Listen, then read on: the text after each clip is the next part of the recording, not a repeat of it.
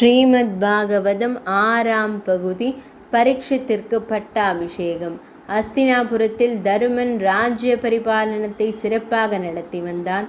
அவனுடைய ஆட்சியில் ராஜ்யம் செழிப்பாக இருந்தது. மக்கள் எவ்வித குறையுமின்றி மகிழ்ச்சியோடு வாழ்ந்தார்கள். கண்ணனால் கருவிலேயே காப்பாற்றப்பட்ட உத்தரையின் கர்ப்பம் நல்ல முறையில் வளர்ந்தது. அவள் 10ஆம் மாத முடிவில் ஓர் அழகிய ஆண் குழந்தையை பெற்றெடுத்தாள். பகவான் ஸ்ரீ மகாவிஷ்ணுவால் காப்பாற்றப்பட்டதால் குழந்தைக்கு விஷ்ணுராதன் என்று பெயர் சூட்டப்பட்டது. அத்துடன் அக்குழந்தை தன்னை காண வந்தவர்கள் ஒவ்வொருவரையும் உற்று நோக்கியது.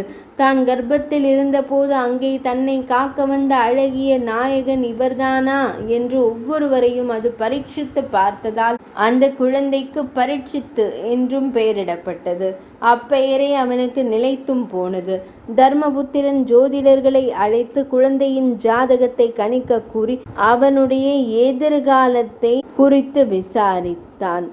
அப்போது ஜோதிடர்கள், இந்த குழந்தை மிக நல்ல பண்புகள் கொண்டவனாக திகழ்வான்.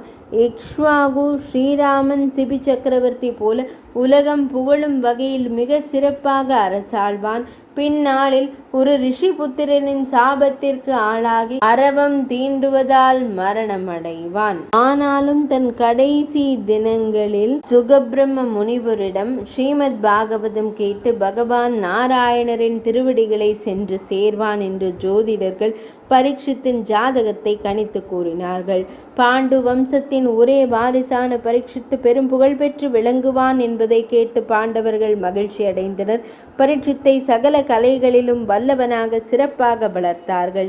இந்த சமயத்தில் பாரத போரில் பங்கு கொள்ளாமல் மனம் வெறுத்து தீர்த்த யாத்திரை சென்றிருந்த விதுரர் அஸ்தினாபுரம் திரும்பினார். பாண்டவர்கள் அவரை அன்புடன் வரவேற்று உபசரித்து மகிழ்ந்தார்கள்.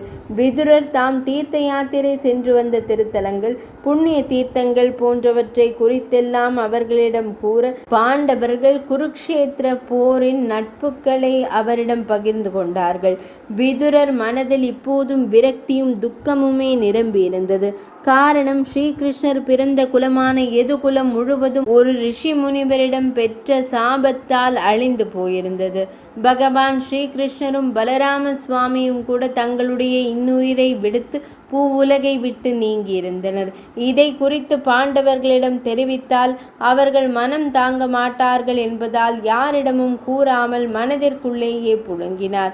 விதுரரை போலவே அஸ்தினாபுர அரண்மனையில் திருதராஷ்டிரனும் காந்தாரியும் கூட மனப்புழுக்கத்தில் தான் இருந்தனர்.